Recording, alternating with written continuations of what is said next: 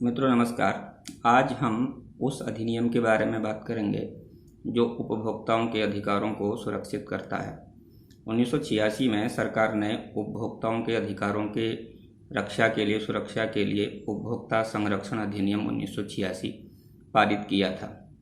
लेकिन वर्तमान में भारत सरकार ने उपभोक्ता संरक्षण अधिनियम 1986 को निरस्त करके उसकी जगह पर नया उपभोक्ता संरक्षण अधिनियम पारित किया है।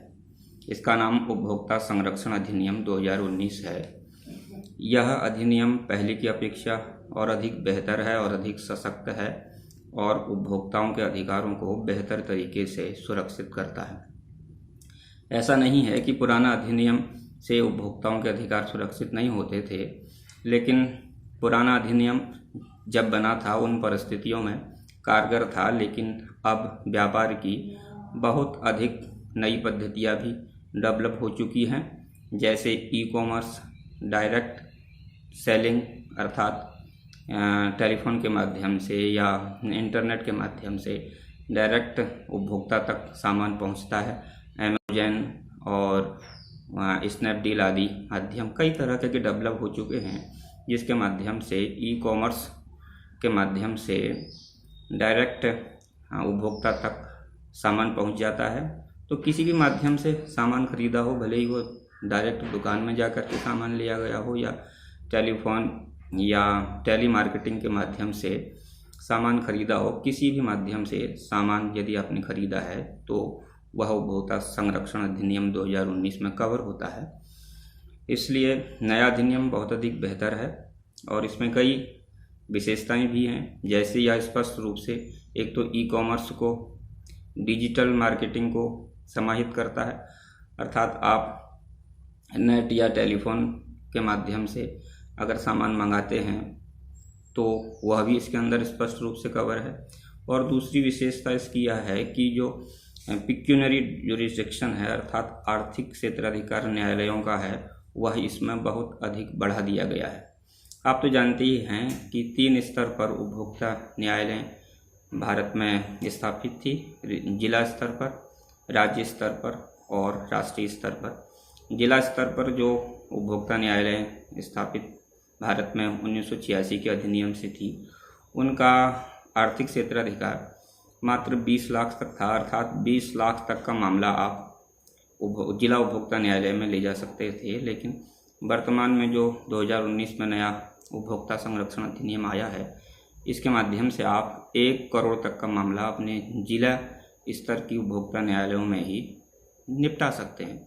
यह बहुत बड़ी विशेषता है कि आप 1 करोड़ तक का मामला अपने जिला स्तर के न्यायालय में ही निपटा सकते हैं और 1 करोड़ से लेकर के 1 करोड़ से ऊपर 10 करोड़ तक का मामला आप राज्य स्तर के उपभोक्ता न्यायालयों में ले जा सकते हैं और 10 करोड़ से ऊपर का यदि कोई मामला है तो उसको आप राष्ट्रीय उपभोक्ता न्यायालयों में ले जा सकते हैं। यह एक बहुत बड़ी विशेषता है, क्योंकि पहले के अधिनियम में यह आर्थिक क्षेत्राधिकार बहुत कम था, 20 लाख तक जिला न्यायालयों को था और उसके बाद 1 करोड़ तक राज्य उपभोक्ता न्यायालयों को अधिकार दिया गया था। लेकिन अब सीधे सीधे 1 करोड़ तक जिला स्तर के उपभोक्ता न्यायालयों में ही आप मामला ले जा सकते हैं और 1 करोड़ से ऊपर 10 करोड़ तक आप राज्य के उपभोक्ता न्यायालयों में मामला ले जा सकते हैं। पहली विशेषता तो आर्थिक क्षेत्राधिकार बहुत अधिक नए अधिनियम में बढ़ा दिया है, जिससे सभी उपभोक्ताओं को सुविधा होगी। वे अपने ज़िले के में स्थित उपभोक्ता न्यायालयों में ही अपना मामला ले जा सकते हैं, भले ही वो 1 करोड़ तक का हो। क्योंकि ऐसा होता है कई बार जब व्यक्ति भवन खरीदता है तो उसका जो रेट है वो 50 लाख 75 लाख तक तो पहुंच ही जाता है। अगर आप कहीं किसी बिल्डर से कोई भवन खरीद रहे हैं तो उस मामले को भी उपभोक्ता संरक्षण अधिनियम कवर करता है। अब आप 1 करोड़ तक का अगर आपको ऐसा कोई लेन देन है जिसमें आपको उपभोक्ता के रूप में ठगा गया हो या आपने कोई सेवाएं ली हो, उस सेवा में आपको ठगा गया हो, तो आप 1 करोड़ तक के मामले के लिए जिला में स्थित अपने उपभोक्ता न्यायालयों में ही अपना मामला पंजीकृत करा सकते हैं। दूसरी विशेषता इस नए उपभोक्ता संरक्षण अधिनियम 2019 की यह है कि पहले ऐसा होता था कि जहां विरोधी पक्षकार रहता है या कारोबार करता है वहीं आप मामला संस्थित कर सकते थे वहीं के न्यायालयों में, या जहां पर वाद कारण उत्पन्न हुआ है, जहां पर घटना घटी है, वहीं पर आप अपना मामला न्यायालय में संस्थित कर सकते थे। लेकिन नए अधिनियम में एक विशेषता और दे दी है कि जहां परिवादी रहता है, अर्थात जो उपभोक्ता है जिसके साथ ठगी हुई है, वह जहां रहता है और जहां कार्य करता है उस स्थान से भी आप अपना मामला न्यायालय में पंजीकृत करा सकते हैं। अर्थात जहां उपभोक्ता रहता है, जिसके साथ ठगी हुई, जिसके साथ धोखा हुआ, वह उपभोक्ता जहां निवास करता है और जहां कार्य करता है, उस स्थान के उपभोक्ता न्यायालयों में भी आप मामला पंजीकृत करा सकते हैं। यह भी एक बहुत बड़ी विशेषता है, बहुत बड़ी सुविधा उपभोक्ताओं को दी गई है कि जहां उपभोक्ता निवास करता है वहीं के उपभोक्ता न्यायालयों में वह अपना मामला पंजीकृत करा सकता है। जबकि पुराने वाले अधिनियम में जहां विरोधी पक्षकार रहता था और या कारोबार करता था या जहां घटना घटी थी वहीं के उपभोक्ता न्यायालयों में वाद पंजीकृत कराया जा सकता था। इसलिए नए अधिनियम में यह बहुत बड़ी सुविधा है कि जहां वादकारी रहता है या कार्य करता है वहां के उपभोक्ता न्यायालयों में भी आप सीधे सीधे वाद अपना संस्थित कर सकते हैं। और वाद संस्थित करने के लिए आपको छोटी सी एक कोर्ट फीस भी देनी होती है।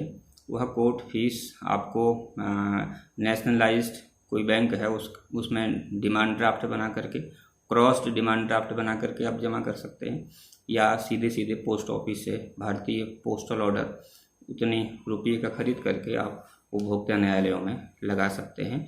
वह पोस्टल ऑर्डर भी क्रॉस्ड ऊपर से करके लगाया जाता है।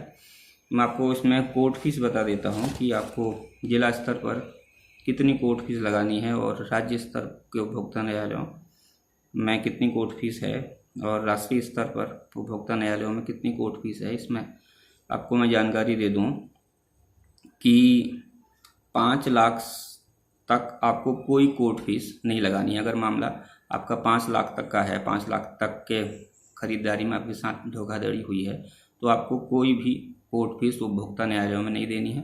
5 लाख से ऊपर 10 लाख तक आपको 200 रुपये कोर्ट फीस लगानी है। 10 लाख से ऊपर 20 लाख तक आपको 400 रुपये की कोर्ट फीस उपभोक्ता न्यायालयों में पे करनी है। और 20 लाख से ऊपर 50 लाख तक आपको 1000 रुपये की कोर्ट फीस न्यायालय में लगानी है अपने केस में। और 50 लाख से ऊपर 1 करोड़ तक आपको 2000 रुपये की कोर्ट फीस आपकी लगेगी। मान लो आपका मामला 50 लाख से ऊपर 1 करोड़ तक का है तो आपको 2000 रुपये की कोर्ट फीस लगा करके अपना मामला आप उपभोक्ता न्यायालयों में चला सकते हैं। और अब राज्य स्तर की जो उपभोक्ता न्यायालय हैं उसमें 1 करोड़ से लेकर के 2 करोड़ तक का अगर आपका मामला है तो उसमें 2500 रुपये की कोर्ट फीस आपको लगानी होती है। 2 करोड़ से ऊपर 4 करोड़ तक का अगर आपका मामला है उपभोक्ता के रूप में तो आप 3000 रुपये की कोर्ट फीस उपभोक्ता न्यायालयों में लगा सकते हैं राज्य स्तर के। और 4 करोड़ से ऊपर 6 करोड़ तक का अगर आपका मामला है उपभोक्ता से संबंधित तो आपको राज्य स्तर के उपभोक्ता न्यायालयों में 4000 रुपये की कोर्ट फीस लगानी है। और 6 करोड़ से ऊपर 8 करोड़ तक अगर आपका मामला जाता है तो आपको 5000 रुपये की कोर्ट फीस उपभोक्ता न्यायालयों में लगानी है। और राज्य स्तर पर 8 करोड़ से ऊपर 10 करोड़ तक आपको 6000 रुपये की कोर्ट फीस उपभोक्ता न्यायालय में देनी है। और राष्ट्रीय उपभोक्ता न्यायालयों में आपको 10 करोड़ से ऊपर के आपके मामले जाएंगे जिसमें 7500 रुपये की आपको कोर्ट फीस अपने उपभोक्ता से संबंधित मामले में लगानी पड़ेगी। ये कोर्ट फीस देख के भी साफ स्पष्ट है कि बहुत कम नॉमिनल कोर्ट फीस उपभोक्ता अधिनियम के अंतर्गत रखी गई है ताकि कोई भी कमज़ोर उपभोक्ता को भी अपना मामला पंजीकृत कराने में कोई दिक्कत ना हो, कोई परेशानी ना हो। और उपभोक्ता न्यायालयों में आप जानते हैं कि बहुत शीघ्रता से मामला निपटाया जाता है और संक्षिप्त विचारण होता है। इसलिए हमारा आपसे आग्रह भी रहेगा कि जिसके साथ भी उपभोक्ता के रूप में ठगी की हुई है या आपने कोई सेवाएं ली हैं, उस सेवा में आपके साथ कोई ठगी हुई है, बताया कुछ गया और सेवा के समय कुछ और ही इन्फीरियर क्वालिटी की सेवा आपको दी गई है या सामान आपको ख़राब भिड़ा दिया है, तो आप उपभोक्ता न्यायालयों में जा करके अपना मामला पंजीकृत करा सकते हैं। और वहाँ शीघ्र सरलता से मामला चलता है और शीघ्र ही उसका निर्णय कर दिया जाता है। उपभोक्ता अधिनियम उपभोक्ताओं के पक्ष में है, उनके अधिकारों की सुरक्षा के लिए बनाया गया है। इसलिए जागरूकता अगर आपके अंदर है तो आप अपने मामले को सरलता से वहाँ से पंजीकृत करा करके उसमें विजय प्राप्त कर सकते हैं। इसलिए हमें उपभोक्ता संरक्षण अधिनियम का लाभ लेना चाहिए। धन्यवाद।